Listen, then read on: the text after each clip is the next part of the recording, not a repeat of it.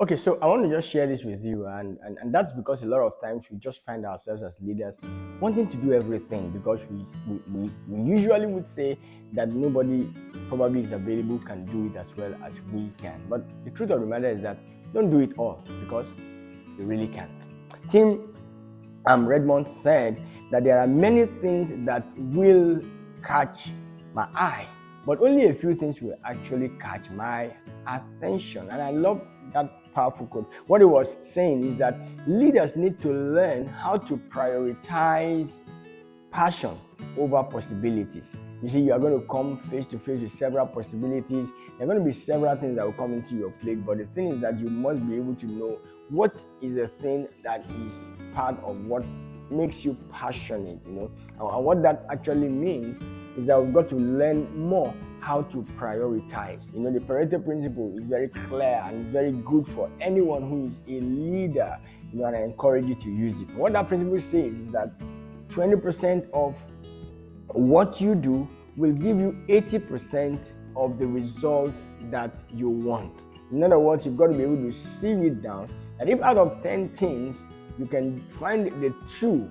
that will give you 80% of the results you desire, then you don't need to give attention to the other things over these two things. So my mentor John C. Maxwell will always say that there are three things that you must ask yourself wherever it is that you work or wherever you are on your career or your calling. Number one is you've got to ask yourself what is required of you.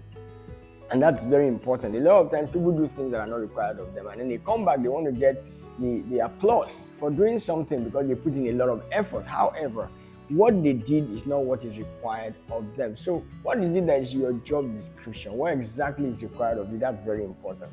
Number two, you've got to be able to ask yourself what is it that gives you the greatest returns? What gives you the kind of result that you want? What is it that you do that adds value to your organization, adds value to the people that you are working with?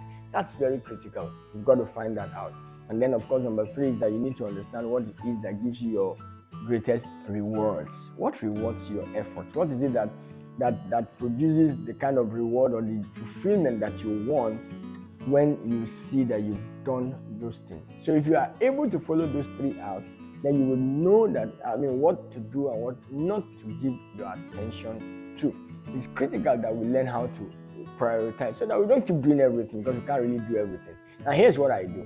When anything comes to me, I'm going to do either of these three things when any task comes my way. Number one, if a task comes my way, I want to deal with it in the present. I don't want to delay anything. I want to make sure that it's something I can get done with and get it done almost immediately, because the longer a task stays on your table, then the higher the possibilities that you will not get it done. So deal with it.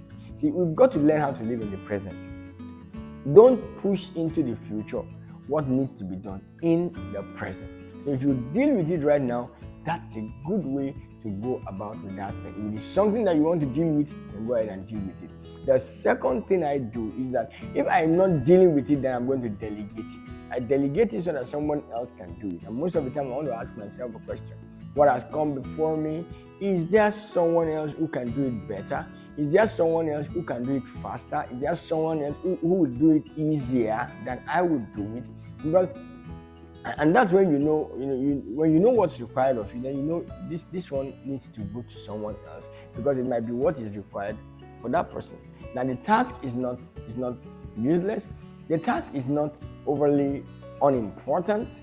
Neither is it that it's not urgent. What actually happens is that task is something that someone else can do, maybe faster, maybe easier, and maybe better than I can do it. And then, of course, the other thing that I would want to do is that if it's not something that I want to deal with, it's not something that I should be delegating, then maybe I want to discard it because I can't do everything. I would only do the things that I can do. And I encourage every leader to follow. You can follow those steps very easy. Deal with it, delegate it, or you just do away with it. You just discard it because it's not part of what it is that you are required to do. It doesn't give you the kind of returns that you want, and it doesn't give you the reward that is going to come your way. So please, don't do it all because you really, really can't. My name is Bisi Akande and I'm called the Inspired.